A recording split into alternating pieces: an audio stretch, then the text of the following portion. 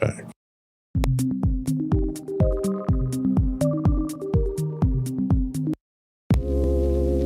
Are you tired of your favorite gaming podcast finishing with a play? Oh, no! Well, check out No Credits Rolled, where we play the games but rarely finish them. How's it going, folks? I'm Sam Whalen, your friendly host at No Credits Rolled, the ultimate gaming podcast, where we dish out the latest scoops and reviews on all your beloved video games. Hey, listen! Not only that, but we spice things up with some guest interviews and even give you, yes, you, a chance to have your say.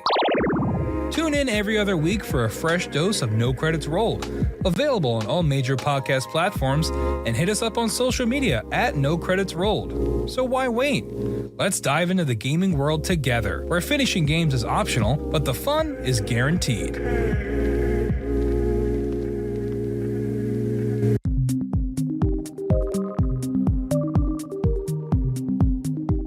Welcome back to Insights into Technology. Next up is an article to us from The Record. Your office suite called. It's free and open. Denmark's Ministry of Digitalization has announced it will ditch Microsoft Windows and Office 365 in favor of Linux and LibreOffice, completing the transition by November of 2025, which is pretty ambitious considering it's prevalent throughout the government. The primary motivation, digital sovereignty, not just cost cutting, as Minister Carolyn Stage Olsen emphasized, the need to reduce reliance on foreign tech giants and retain autonomy over national digital infrastructure. Copenhagen and Aarhus are following suit, citing similar concerns over market dominance, geopolitical risk, and the looming end of life for Windows 10 support. Officials also stress they've built fallback plans to revert to Microsoft if needed, preserving operational resilience. So this is multi-factor here. So it's hard to not attribute a decision like this to some of the ongoing hostile policies towards foreign governments that the current administration has adopted. You have a lot of people, a lot of governments out there that are doing everything they can to cut their reliance and their dependence and their interactions with the United States because of how unpredictable the environment is right now and how erratic some of the decision-making processes are, which ultimately is going to hurt the United States.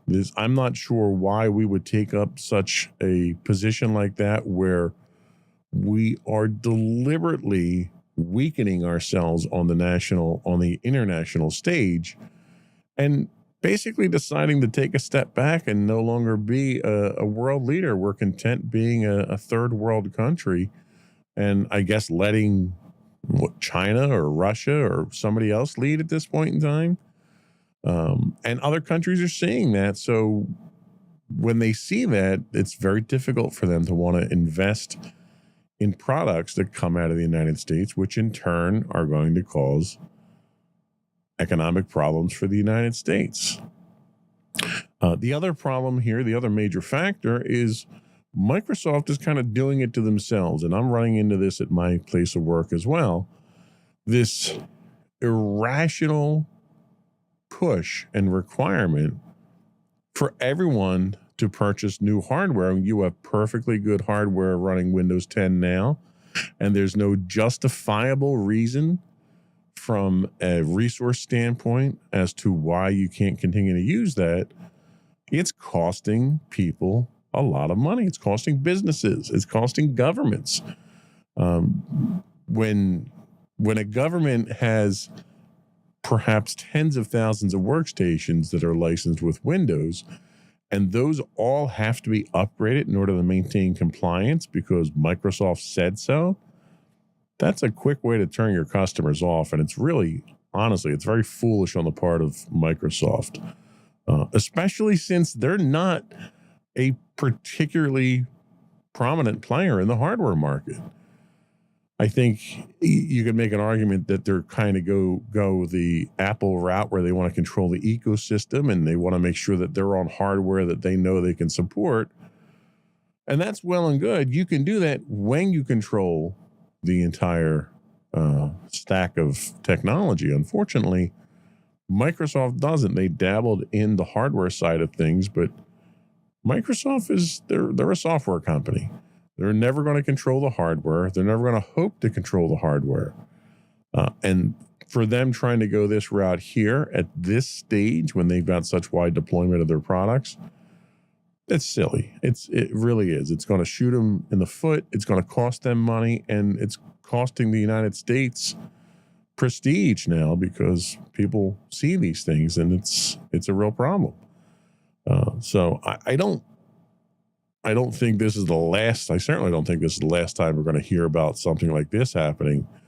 But I think every time this happens, it's another chink in the armor of Microsoft and the United States, and it's not going to end well in the long run for us. Next up, we have an article from Dark Reading. When trust falls, zero trust rises. NIST has released special publication 1800-35, delivering 19 real-world example implementations of zero trust architecture using commercially available tools. Developed over 4 years with 24 industry collaborators, this guide moves beyond the abstract zero trust theory to offer tactical designs, test results, troubleshooting assistance, and best practices.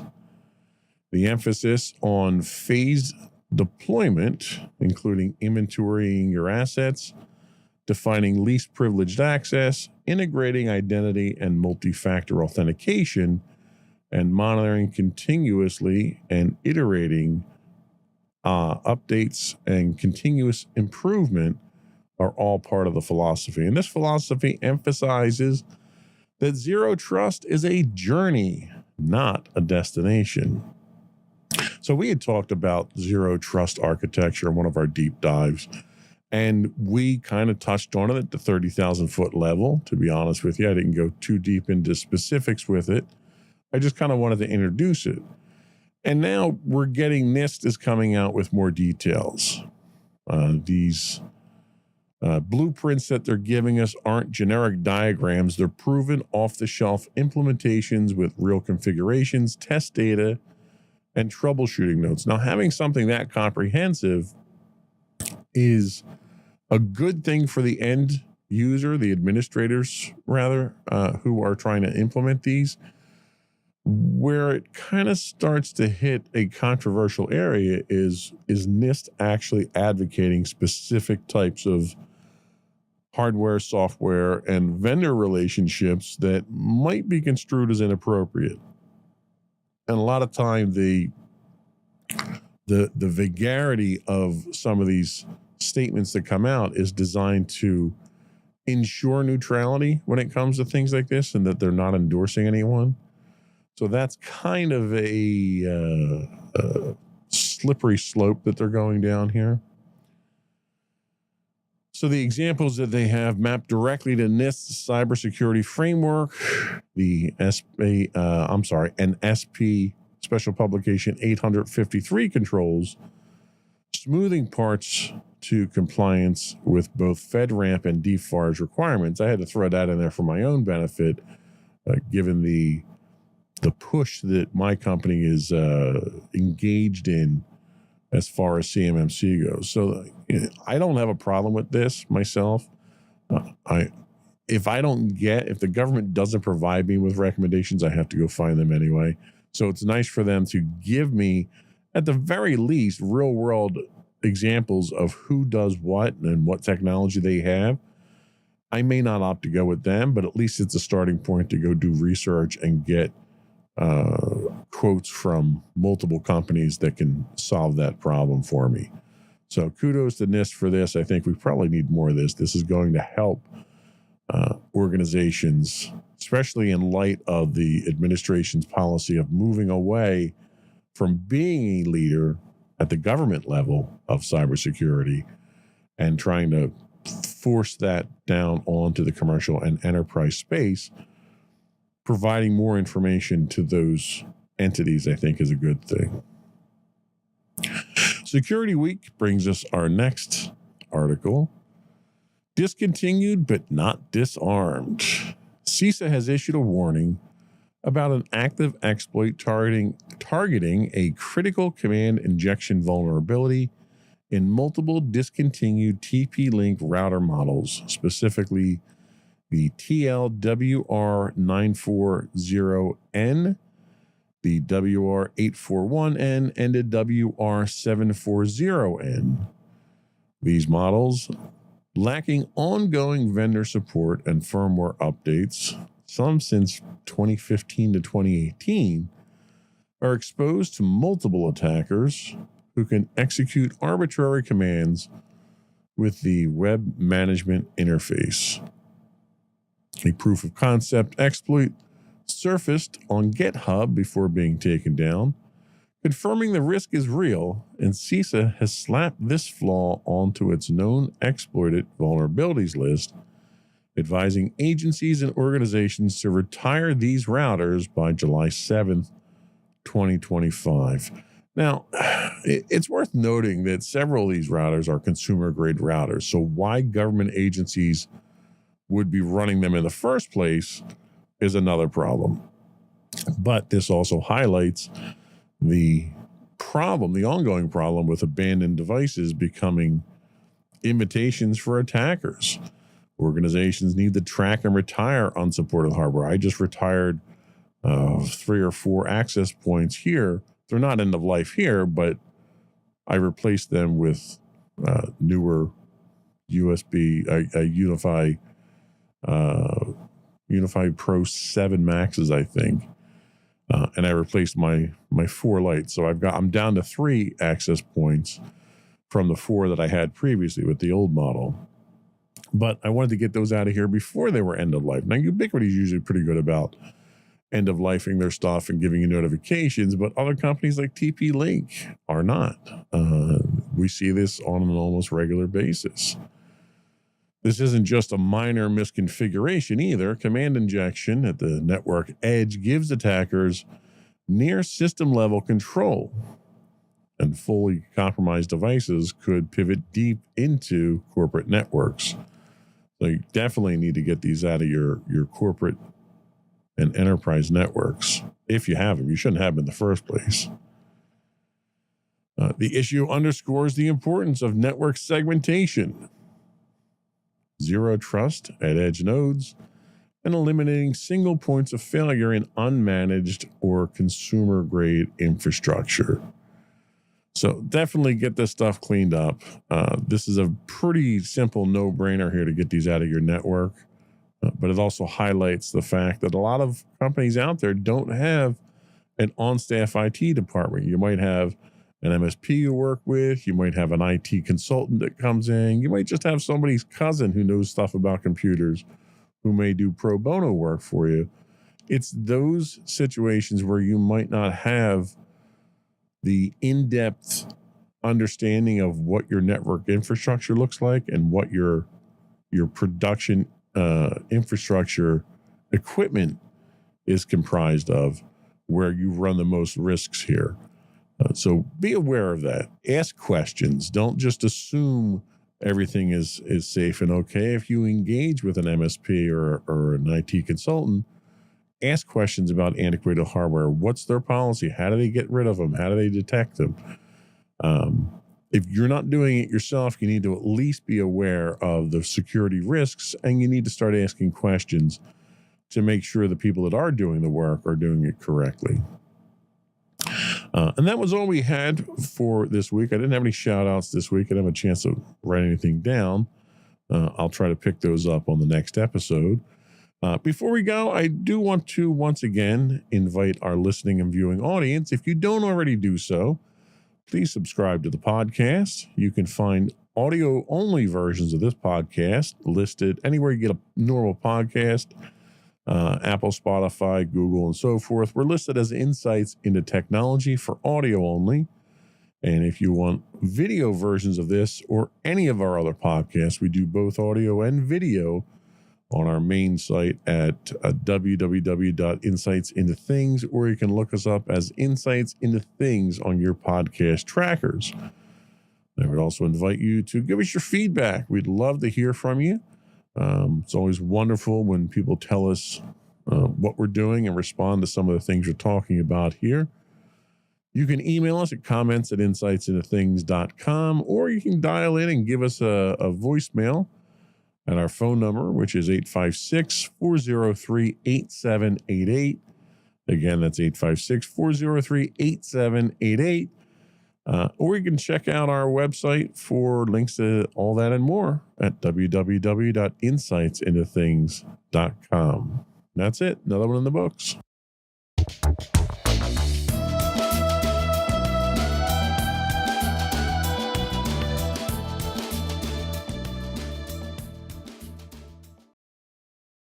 When your 2FA techs take the scenic route through shady telecoms, your Outlook gets hacked by a foreign government, and your router thinks 2015 was peak security.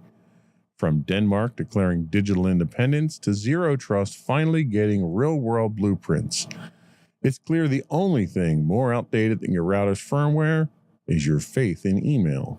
Up next on this episode of Insights into Technology. Insightful podcasts by informative hosts.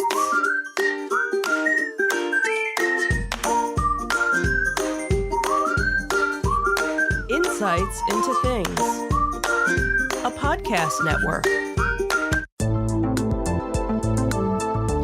Welcome to Insights into Technology, a podcast exploring the latest in computers, networking, home automation, mobile computing, and all things technology related.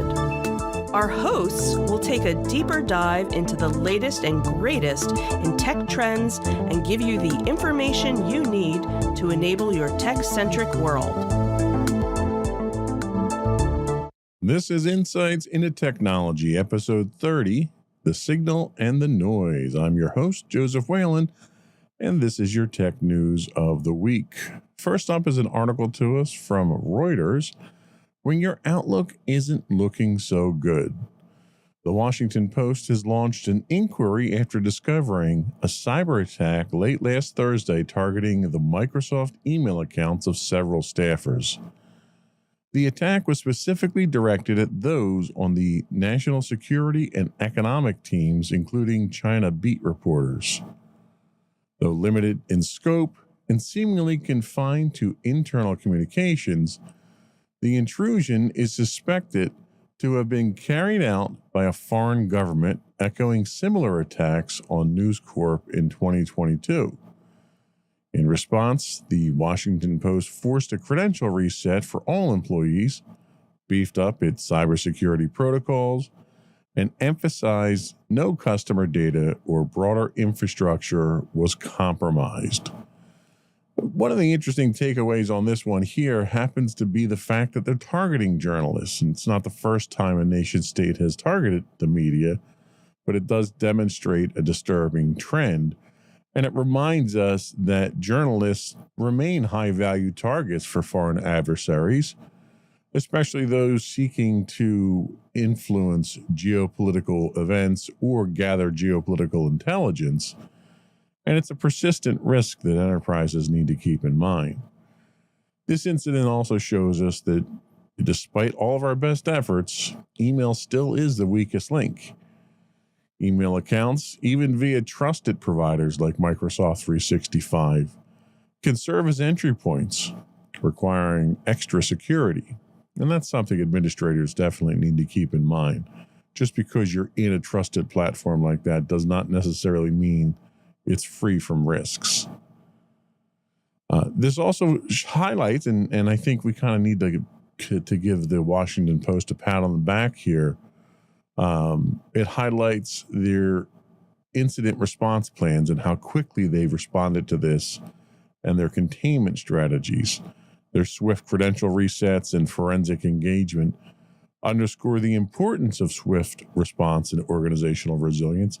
The acknowledgement, too. So many companies, for some reason, want to avoid the acknowledgement, thinking it's going to protect them from reputational damage.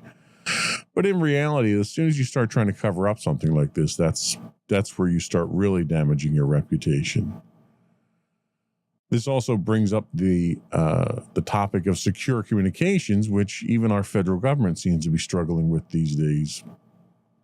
The post-standard use of Slack and Signal for sensitive exchanges serves as a reminder for enterprises that you should adopt a secure source of encrypted channels for your critical communications. That's kind of what saved them here more than anything else, is that they took those types of conversations outside of email. So this was one that we're definitely going to have to keep an eye on. This signals a disturbing trend in cyber attacks against journalists, and they're not monetarily motivated. They are almost exclusively politically motivated or intelligence gathering in nature, and that combined with many other indicators of compromise and attack recently kind of gives me the feeling that there's definitely something bigger that's brewing. I think that much is certain. Next up is an article from Bloomberg. The lowest cost routing, highest risk security. A recent Bloomberg investigation reveals that SMS-based two-factor authentication codes used daily for login security are vulnerable. Though designed to be one-time and private, these codes traverse a complex web of outsourced telecom providers, globally driven by cost savings and the philosophy of lowest cost routing. This exposes them to interception by multiple intermediaries who can view codes in transit, with evidence showing that large tech and financial firms rely on the same services. Experts urge organizations to reconsider SMS-based two-factor authentication and transition to more secure alternative applications like authentication apps, passkeys, or hardware tokens. Now, this is one that we've known for quite some time, that SMS has been a problem. The philosophy of second factor out of bandwidth authentication, I think, is valid. I think the critical portion, or the critical factor here, is the implementation. If you poorly implement a lock on your door, you could have the most sophisticated, most secure lock on your door. If you don't lock it, or if you leave keys laying around, it doesn't matter how good your lock is. In this case here, SMS, the concept of second factor authentication is valid, but the implementation of SMS is like leaving your keys laying around because it passes through so many people's hands.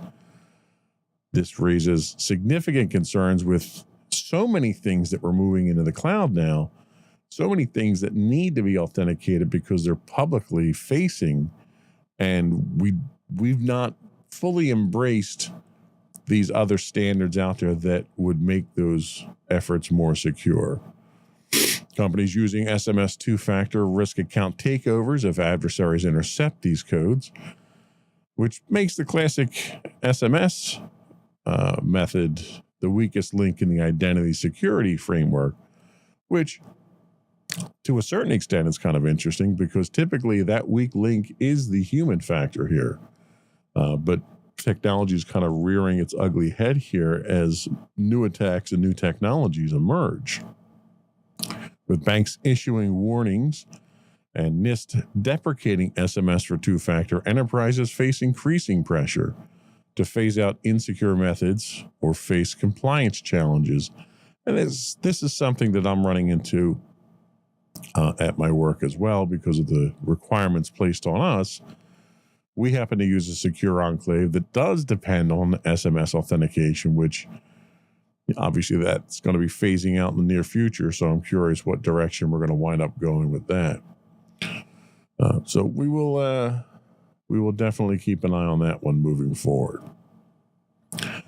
Our next article comes to us from TechCrunch, and apparently I didn't write the headline down here.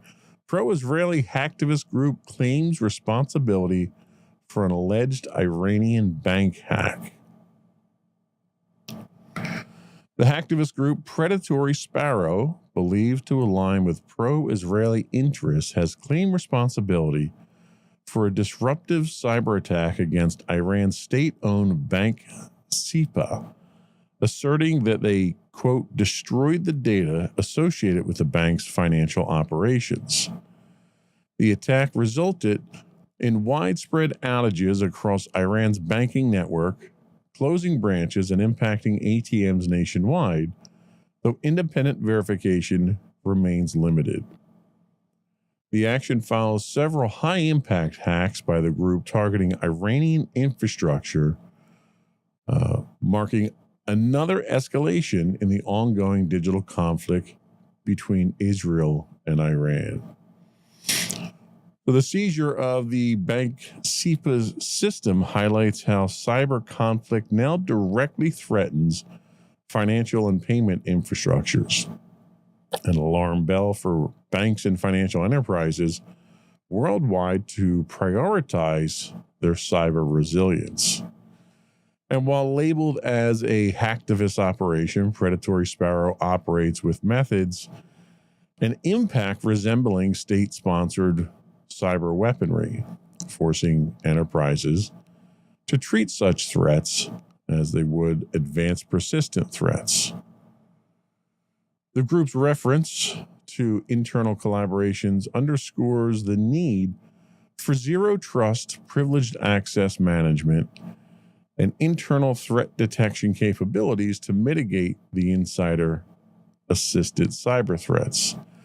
The one interesting thing here, obviously, I would not expect the Iranian cyber systems to have the same level of resilience that we have in the United States. I don't know what standards they adhere to. I don't know what regulatory mandates they have.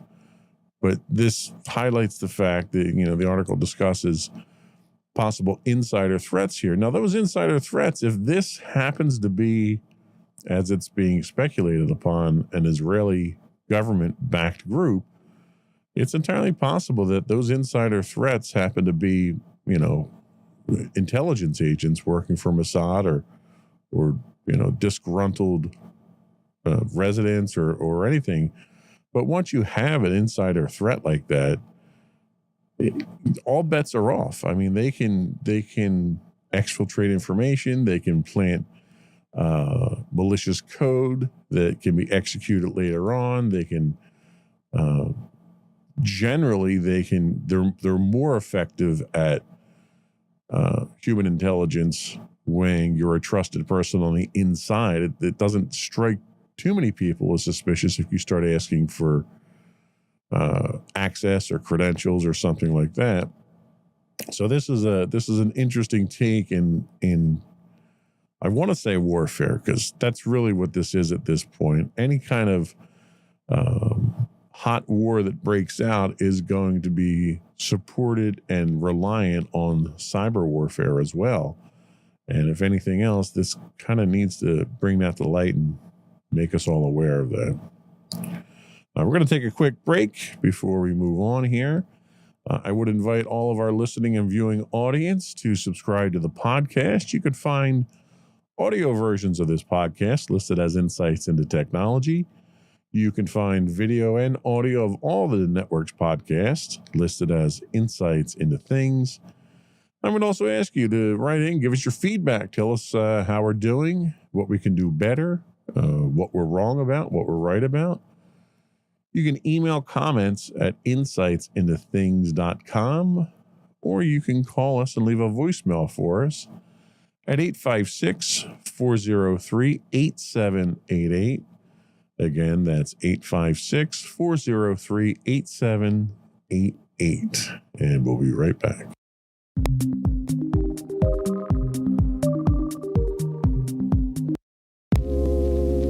Are you tired of your favorite gaming podcast finishing with a play? Oh no! Well, check out No Credits Rolled, where we play the games but rarely finish them. How's it going, folks? I'm Sam Whalen, your friendly host at No Credits Rolled, the ultimate gaming podcast, where we dish out the latest scoops and reviews on all your beloved video games. Hey, listen. Not only that, but we spice things up with some guest interviews and even give you, yes, you, a chance to have your say. Tune in every other week for a fresh dose of No Credits Rolled, available on all major podcast platforms, and hit us up on social media at No Credits Rolled. So why wait? Let's dive into the gaming world together, where finishing games is optional, but the fun is guaranteed.